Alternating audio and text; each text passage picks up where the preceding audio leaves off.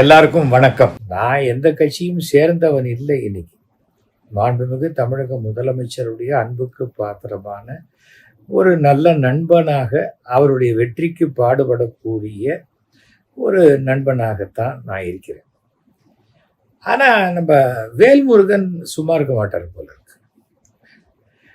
தமிழக வாழ் உரிமை கட்சி தலைவர் வேல்முருகன், அவருக்கு வழக்கமா ஒரு சீட்டு கொடுப்பாங்க.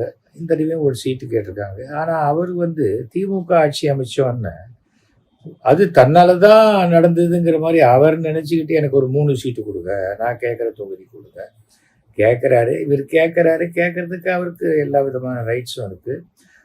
கொடுக்கறதும் கொடுக்காததும் அது திமுக கையில் இருக்கிறது, திரு ஸ்டாலின் அவர்கள் கையில் இருக்கு. அடிப்படையாகவே வேல்முருகன் ஒரு தடாலடியான அரசியல்வாதிங்கிறது சராசரியாக அரசியல் இருக்கிற எல்லாருக்குமே தெரியுங்கும் போது முதலமைச்சருக்கு அது தெரியாது இருக்குமா சொல்லுங்க? அவருக்கு தவறுமா ஐஎஸ், சிபிசிஐடி, எஸ்பிசிஐடி எத்தனை ஃபோர்ஸ் வச்சிருக்காங்க, மிஷினரி வச்சிருக்காங்க. ஒருவருடைய பின்புலத்தை தெரிந்து கொள்வதற்கும், அவருடைய அரசியல்ல வளர்ச்சியை தெரிந்து கொள்வதற்கும், அவருடைய தடாலடியான விஷயங்களை தெரிந்து கொள்வதற்கும். அதுக்காக இந்த டோல்கேட்டை அடித்து உடைச்சதெல்லாம் அது சிபிசிஐடி வச்சு தான் தெரிஞ்சுக்கணும்னு அவசியம் இல்லை. அது நியூஸ் பேப்பர்லேயும் வந்துடுது, எல்லா டிவிலையும் வந்துடும். அது வேற விஷயம். ஆனால் அவருக்கு சீட்டு கொடுக்குறாங்க கொடுக்கலைங்கிறது வேற விஷயம். அதை தாண்டி முதலமைச்சருடைய சமூக நீதிக்கு ஏதோ பங்கம் வந்துட்ட மாதிரியும், சமூக நீதிக்கு எதிராக பேசினவங்களெல்லாம் கூப்பிட்டு வச்சு அந்த நடிகருடைய அப்பா பேர்ல தெருவுக்கு பேர் வச்ச மாதிரியும் இதெல்லாம் பேச வேண்டிய அவசியமே வேல்முருகனுக்கு இன்னைக்கு கிடையாது. இப்ப திமுகல சீட்டு இல்லை, கதவு சாத்தியாச்சு அப்படின்னா அடுத்த கதவு எங்க திறந்திருக்குன்னு போக வேண்டிய பதட்டத்திலையும் சூழ்நிலையிலையும் இருக்க வேண்டியவர் என்னை பற்றி பேச வேண்டிய அவசியம் இல்லை, என் தந்தையை பற்றி பேச வேண்டிய அவசியம் இல்லை. என் தந்தை 86,000 பாட்டில் ரத்தம் சேமித்து கொடுத்தவர். வேல்முருகன் எத்தனை பாட்டில் ரத்தம் மற்றவங்க உடம்புலேருந்து வெளில எடுத்திருக்காரு, இல்லை எத்தனை பாட்டில் ரத்தம் மற்றவங்க உடம்புக்கு செலுத்திருக்காருங்கிறத வேல்முருகன் தான் சொல்லணும் இல்லையா? இன்னைக்கு அது மாதிரி எத்தனையோ ஒரு விஷயங்கள். எங்கள் அப்பா கிட்டத்தட்ட 100 அனாதை பிணங்களை அடக்கம் செய்தவர். கமலஹாசன் இன்னைக்கு தன்னுடைய நற்பணி மன்றமாக ரசிகர் மன்றத்தை மாற்றுவதற்கு எங்க அப்பா ஒரு முக்கியமான காரணமாக இருந்திருக்கிறார். எங்க அப்பாவை பத்தி தெரியலன்னா கூகுள்ல பார்த்து தெரிஞ்சுக்கங்க. ஒருவேளை உங்களுக்கு கூகுள் பார்க்க தெரியலன்னா பார்க்க தெரிஞ்சவங்களை கேட்டு தெரிஞ்சுக்கங்க இல்லையா? அதை விட்டுட்டு முதலமைச்சருக்கு உங்களுக்கு பதில் சொல்றதுக்கு உங்ககிட்ட விஷயம் இல்லைன்னா அதுக்கும் நான் தான் விஷயம் கொடுக்கணுமா உங்களுக்கு? சொல்லுங்க. நாங்கள் என்ன சமூக நீதிக்கு எதிராக என்ன பண்ணிட்டோம்னா, நாங்கள் என்ன சொல்கிறோம், இன்னைக்கு ஒரு 70 வருஷம் முன்னாடி இருந்துருக்கலாம். 70 வருஷத்துக்கு முன்னாடி உங்கள் தாத்தாவுடைய தாத்தாவுடைய தாத்தாவுடைய தாத்தா ஏதாவது ஒரு தப்பு பண்ணியிருந்தா அதுக்கு உங்களை தண்டிச்சா நீங்கள் சும்மா இருப்பீங்களா? இதுதாங்க நியாயம் அப்படின்னு கேட்க மாட்டீங்களா? அதைத்தான் நாங்கள் கேட்குறோம். நாங்கள் எதுக்குமே இதுவும் ஜாதி கலவரத்தில் போய் ஈடுபட்டிருக்கோமா, இல்லை அறிவாள் எடுத்துக்கிட்டு சுற்றுறோமா, ஆணவ கொலை பண்ணியிருக்கோமா? நீங்க எங்களை வம்பு கிழக்கிறீங்க? நாங்க என்ன பண்ணிட்டோம் உங்களை? உங்களுக்கு தான் உங்களுடைய தலைவர் உண்மையான நீங்கள் உங்களுடைய சமூகத்துக்காக நீங்க போராட போறீங்கன்னா தந்தைக்கும் மகனுக்குமான ஒரு போராட்டத்தை, ஐயா ராமதாஸ் ஐயா நான் உங்களை ஆதரிக்கிறேன், நான் வரேன், உங்களுக்கு உங்களால தான் நான் வந்தேன் அப்படின்னு நீங்க அவர்கிட்ட தான் போய் சேர்ந்திருக்கணும். அதை விட்டுட்டு என்ன எங்க எழுக்கிறீங்க? நான் ஏதாவது கட்சி வச்சிருக்கேன்னா, நான் ஏதாவது மயிலாப்பூர்ல சீட்டு கேட்டேன்னா, இல்ல பன்ருட்டி சீட்டு எனக்கு தான் கொடுக்கணும்னு நான் சொன்னேன்னா, எதை மைக்க பார்த்தாக்க எதை வேணா பேசணுங்கிறத இன்னுமா நீங்கள்லாம் கத்துக்கல? எனக்கு ஆச்சரியமா இருக்கு. அரசியல்ல நீங்க எனக்கு தெரிஞ்சு 2006 நான் சட்டமன்ற எம்எல்ஏவா இருந்தபோது நீங்களும் தான் இருந்திருக்கீங்க. அப்போ எவ்வளோ பாராட்டி பேசியிருக்கீங்க. நீங்கள் கையில் சூட்கேஸோடு வருவீங்க, சூட்கேஸோட போவீங்க, அதெல்லாம் நான் பார்த்துருக்கேன். அந்த சூட்கேஸ்குள்ளே என்ன இருக்குன்னு நான் இன்னைக்காவது கேட்டிருக்கேன்னா?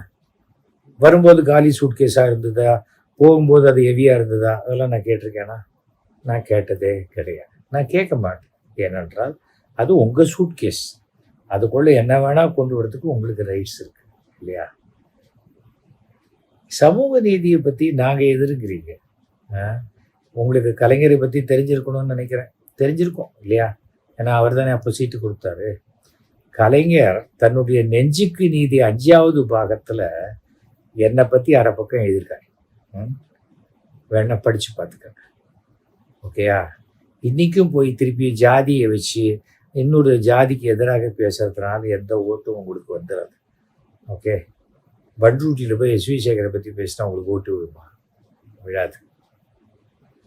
ஃபர்ஸ்ட் ஆஃப் ஆல் முதலமைச்சர் உங்கள் தோளில் கையை போட்டு, என்ன வேல்முருகன் எப்படி இருக்கீங்க, நல்லா இருக்கீங்களா அப்படின்னா அது ஒரு பெருமையாகத்தான் நீங்கள் நினைக்கிறமே தவிர, பதிலுக்கு என்ன எப்படி இருக்கீங்க அப்படி பதிலுக்கு நீங்களும் அவர் தோளில் கை போடணும்னு நினச்சிங்கன்னா, அதுக்கு நீங்கள் ஒரு 75 வருஷம் ஒரு கட்சியை ஆரம்பித்து திரு ஸ்டாலின் அவர்களோட ஒரு 2 வயசு பெரியவராக இருந்து என்னைக்காவது ஒரு முறை மொத்தமாக உங்கள் தலைமையில் ஆட்சி அமையும் போது தான் நீங்கள் அப்படி பேச முடியும். ஸ்டாலின் அவர்கள் உங்ககிட்டலாம் ரொம்ப பெருந்தன்மையாக நடந்துக்கிறார் அப்படின்னா அது அவரை பலகீனம்னு நீங்கள் நினைக்கிறது, அது உங்களுக்கு தான் பலகீனமாக போகும். இதெல்லாம் அரசியலுடைய அடிப்படை பாடங்கள். தேர்தல் நேரத்தில் அப்படியே தேர்தல் தேதியெல்லாம் அறிவித்த நேரத்தில் கழுத்தில் கத்தியை வைக்கிற மாதிரி எனக்கு இது தான் வேணும், எனக்கு இது தான் வேணும், கொடுத்தா பண்ணுவேன், இல்லைன்னா போங்க. நீங்கள் போகிறதும் போகாதும் உங்கள் இஷ்டம். ஆனால் அந்த மிரட்டல் இருக்கவே கூடாது எங்கேயுமே. வேண்டுகோள் வைக்க வேண்டிய இடத்தில் மிரட்டல் என்றைக்குமே பலனளிக்காது. ஞாபகம் வச்சுக்காங்க. இன்னைக்கு அரசியலில் ஒரு கூட்டணியை எப்படி அனுசரித்து போகிறதுங்கிறது என்னுடைய அருமை நண்பர், நான் யாரை சொல்கிறேன்னு உங்களுக்கு தெரியுமா? திருமா அவர்களை கேட்டு தெரிஞ்சுக்க, திருமாவை பார்த்து தெரிஞ்சுக்க. இதே திருமாவை நான் 2002 தேர்தலுக்கு நான் வரமாட்டேன்னு சொன்னபோது, அப்படியே நீங்கள் சொல்கிறீங்க ஏரி மேலே கோச்சிக்கிட்டு இது பண்ணாத போகிற மாதிரிலாம் இருக்கக்கூடாது, நீங்கள் என்னையும் நீங்கள் சேர்க்கணும், நானும் வந்து நிற்பேன்னு வந்து நிற்கணும் நீங்கள் அரசியலுக்குள்ள அப்படின்னு சொன்னவன் தான். இன்றைக்கும் திருமா எனக்கு நல்ல நண்பர். ஒரு கூட்டத்தில் நான் எங்கேயாவது நான் அவரை கவனிக்கலைன்னா கூட அவர் என்னை பார்த்து வணக்கம் சொல்லக்கூடிய நண்பராக இன்றைக்கும் இருக்கார். கருத்து வேறுபாடு 1000 இருக்கலாம், அதுக்காக ஏன் வெறுக்கணும்? உடனே பேசணும். எங்கள் அப்பா தெரு பேர் வச்சது உங்களுக்கு என்ன பிரச்சனை? உங்கள் அப்பா பேர் வைக்கலைங்கிற கோபமா, இல்லை உங்கள் அப்பா பேர் வைக்கிற அளவுக்கு நடந்துக்கலைங்கிற வருத்தமா? இதெல்லாம் எதுக்கு நீங்கள் பேசுகிறீங்க?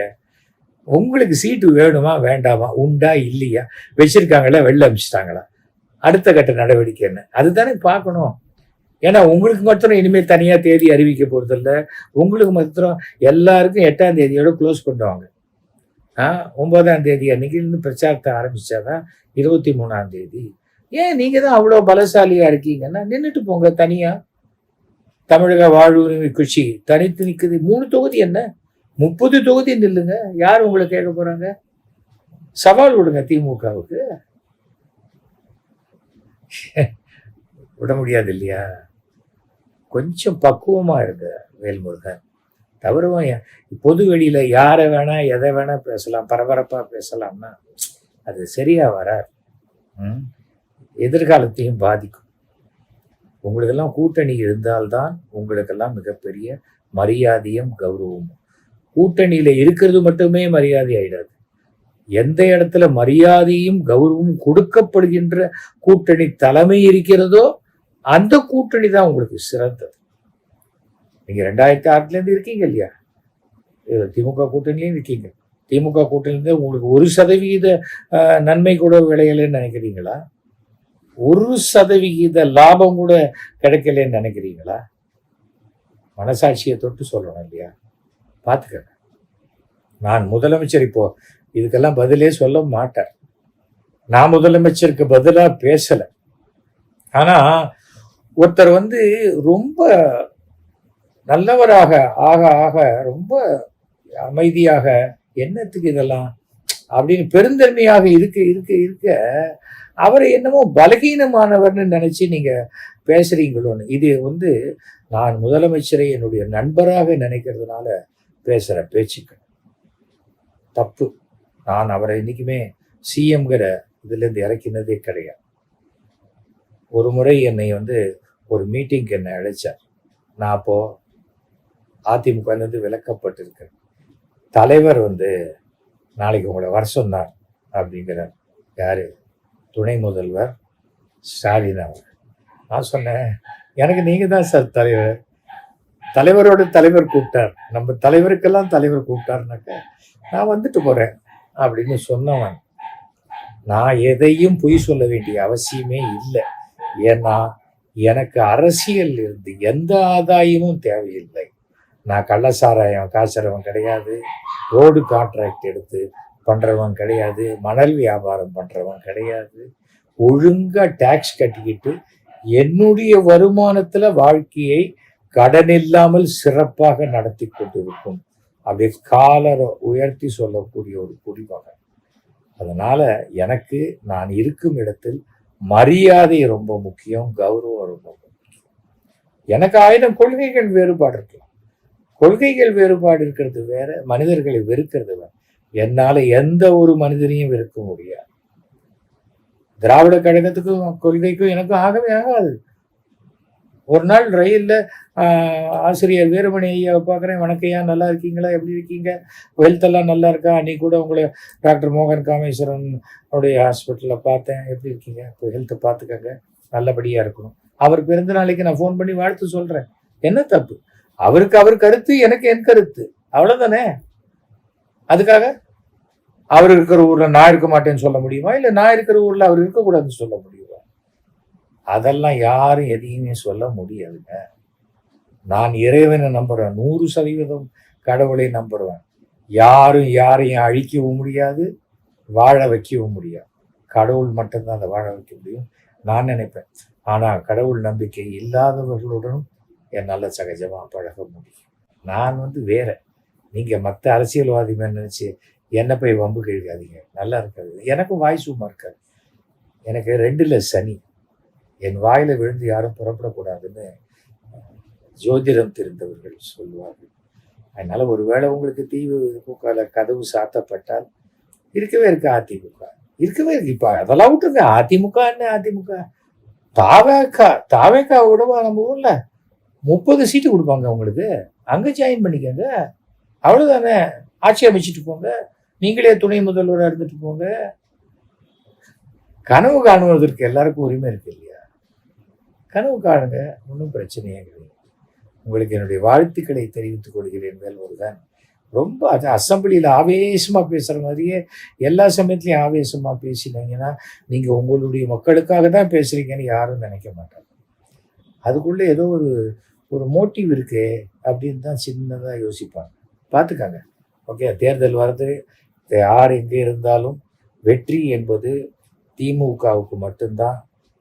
மாண்புமிகு தமிழக முதல்வர் ஸ்டாலின் 2வது முறையாக அரியணை ஏறுவார். எப்படி தெரியுமா? ஃபுல் மெஜாரிட்டியோட.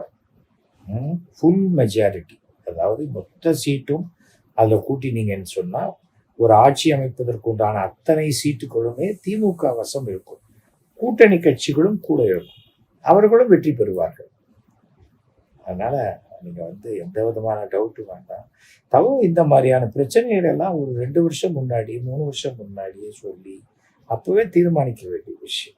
கடைசி நிமிஷத்தில் சொன்னால் தான் நமக்கு கிடைக்கும்னு நினச்சா அது ஒரு தேர்ந்த அரசியல்வாதியோடைய இதுவாக இருக்காது. காங்கிரஸ் அந்த முடிவு எடுத்தாலும் சரி, நீங்கள் எடுத்தாலும் சரி, இது நான் வெளியிலேருந்து சொல்லக்கூடிய கருத்து, என்னுடைய கருத்து. இது ஜனநாயக நாடு தானே, நான் ஒன்றும் தப்பாக சொல்லலையே. நான் இப்போ இல்லை, 2011 சொன்னேன். 56 சீட்டு கேட்ட போது ஜெயிக்க போகிறது 5 சீட்டு, இதுக்கு அதுக்கு 56 சீட்டுன்னு சொன்னேன். என்னை கட்சியை விட்டு வெளில அமிச்சாங்க. அது வேற விஷயம். நான் சொன்னது தானே நடந்தது, அவ்வளோதான். நான் சோவுடைய சிஷ்யன்.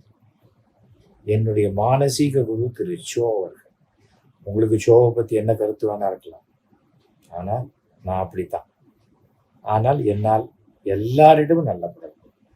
நான் வெஜிடேரியன் தான், ஆனால் நான் வெஜிடேரியன் சாப்பிட்றவங்களோட உட்காந்து அதே டேபிளில் என்னால் வெஜிடேரியன் சாப்பிட முடியும். புரியுதா? பஸ்ஸில் உட்காடுறோமே, பக்கத்து சீட்டில் யார் நீ என்ன ஜாதின்னு கேட்குறோமா?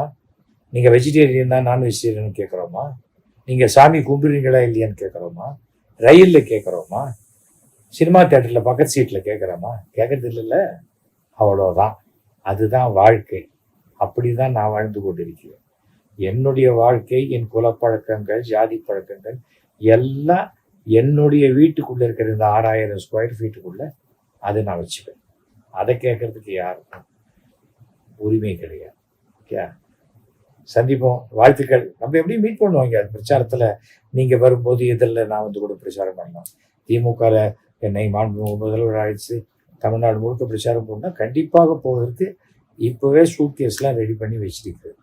ஓகேயா, தேர்தலில் சந்திப்போம். திமுகவுடைய வெற்றி விழாவில் நீங்களும் வந்து கலந்துக்கணும்னு திமுக சார்பாகவே நான் உங்களை அழைக்கிறேன். ஓகேயா, நன்றி, வணக்கம்.